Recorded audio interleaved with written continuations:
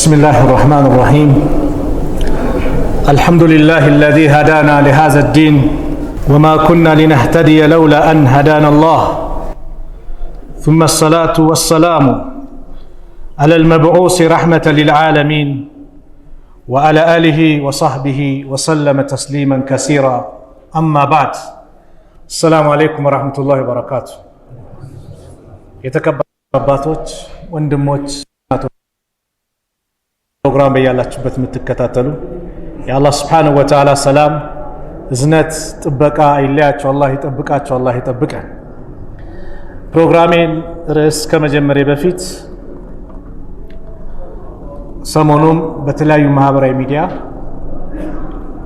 በየጊዜው ማለት ይቻላል በውዱ ነብያችን ላይ በማንደራደርባቸው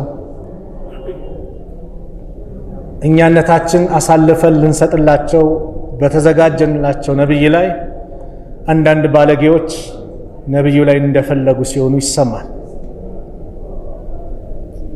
ይሄ ከጊዜ ወደ ጊዜ እየጨመረ መጥቷል።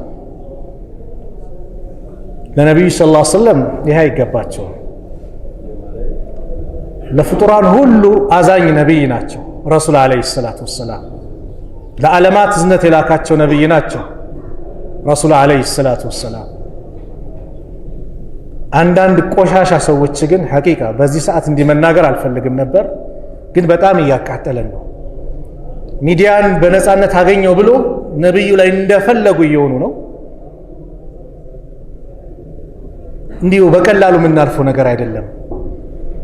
መንግስትም እንደነዚህ አይነት አካላት ላይ አስፈላጊውን እርምጃ ሊወስድ ይገባል። አለዛ ግን ሙስሊሙ በዚህ ጉዳይ አይታገስም። በነብዩ ጉዳይ ወላሂ አንታገስም። የደበቁ ሰዎችም ሊያጋልጡ ይገባል። ራሳቸው ላይ ነው ይሄን መዘዝ የሚያመጡት። እንደዚህ አይነት ባለጌዎች ረሱል ላይ እንደፈለጉ ምን ሰዎች ወላሂ ውስጣችን ቆስለዋል። ለሁሉም አዛኝ ናቸው ነብዩ ሰለላሁ ዐለይሂ ወሰለም። لقد جاءكم رسول من أنفسكم عزيز عليه ما أنتم حريص عليكم بالمؤمنين رؤوف رحيم ብሎ አላህ የገለጻቸው ማንም ሰው መጥፎ ነገር እንዲያገኘው ማይፈልጉ ነብይ ናቸው ረሱል አለይሂ ሰላቱ ወሰላም።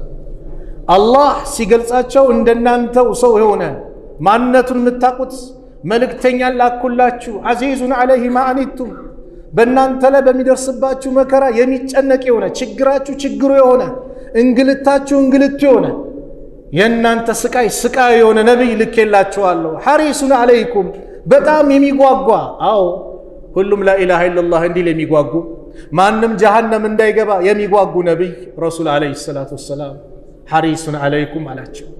በጣም ይጨነቁ ቢልሙእሚኒና ረኡፍ ረሂም በአማኞች ላይ ደግሞ እጅግ አዛኝ የሆነ ሩህ የሆነ ነብይ ልኬላችኋለሁ። መካን እኮ ድል አድርጎ ሲገቡ የአላህ መልእክተኛ ነብዩ ሰለላሁ ዐለይሂ ወሰለም አቅም ኖሯቸው የበደሏቸው ያሰቃዩአቸው የፈለጉትን እርምጃ የመውሰድ አቅም ኖሯቸው እናንተ ነፃ ናቸው ሂዱ ነው ያሏቸው።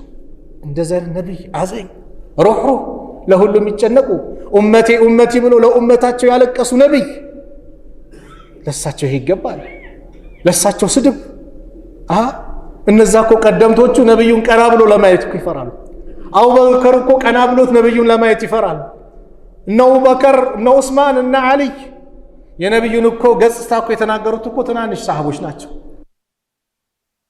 ዑመር እንደነ አብዱላህ ኢብኑ አባስ ለምን ልጅ ሆኖ ነብዩን ቀና ብሎ የሚያዩት እነሱ ናቸው። ታላላቆችም ነብዩን ቀና ብሎ ለማየት እንኳን ያፍሯቸዋል።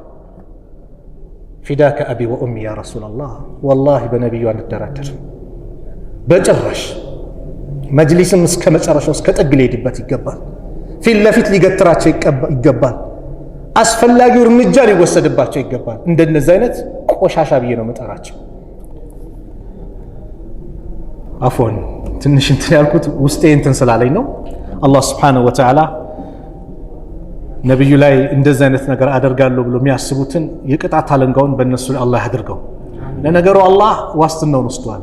ኢና ከፈይናከል ሙስተህዚኢን እኛ አንተ ላይ በሚያላግጡት እኛ ለአንተኛ በቂህ ነን ብሏቸዋል። አቡ ለሃብ ነብዩን ተሳደበ፣ የውርደት ካባን አላህ አለበሰው።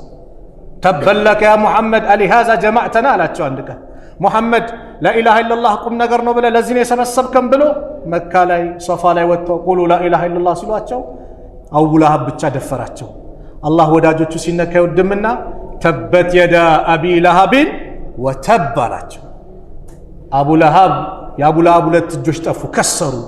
ማ አግና አንሁ ማሉሁ ወማ ከሰብ፣ እሱም ንብረቱም ያካበተው በአጠቃላይ ሊያድነው አልቻለም። ሚስቱም ተባባሪ ነበረችና እሷንም ጭምር አብረው ጀሃነም ተይዘው እንደሚገቡ አላህ ተናገረ። ኢብራሂም የሚባል ልጃቸው ሲሞት የነቢዩ ሰለላሁ ዐለይሂ ወሰለም ቁረይሾቹ ነቢዩ ላይ አላገጡ። በቃ መሐመድ ዘረ ቆራጣ ሆነ፣ እሱን ንግስናው የሚተካ ነብይነት የሚተካ። እነሱ ነብይነት በዝምድና በምን መስሏቸዋል? የለም በቃ ዘሩ የሚያስቀጥል የለም ብሎ ወንድ ልጆቻቸው በልጅነት ነው የሞቱት። ኢብራሂም ሲሞት ግን አላገጡባቸው። አላህ አሁንም መልስ ሰጠ። ኢና አዕጠይና ከልከውሰር አብሽራ ሙሐመድ፣ እኛ ለአንተ ከውሰር ጀነት ውስጥ ያለ ጸጋ በአጠቃላይ ሰጥተንሃል። አንተ ላይ የሚጠበቅብህ ፈሰል ለጌታህ ስገድ፣ ለሱ ብቻ እረድ። ኢነ ሻኒአከ ሁወል አብተር፣ ዘረ ቆራጣ ማለት አንተን የሚጠላ ነው አላቸው። አዎ ዘረ ቆራጣ ማለት ነብዩን የሚጠላ ነው። አላህ በዚህ መልኩ መሰጣቸው። ስለዚህ ሚዲያም በነፃነት አገኘው ብላችሁ እንደፈለጋችሁ የምትሆኑ አደብ ያዙ። ማንም ሙስሊም እንደው ላገላለጽ ይቅርታ ዱርዬ ነው ተብሎ የሚታሰብ ሙስሊም ካለ ወላሂ በነብዩ አይደራደርም፣ በምንም መልኩ አይደራደርም። ሂጃባን የለቀቀች እህት ካለች በነብዩ አትደራደርም። አደብ ያዙ፣ አደብ ያዙ። እንደፈለጋችሁ ለመሆን አትሞክሩ።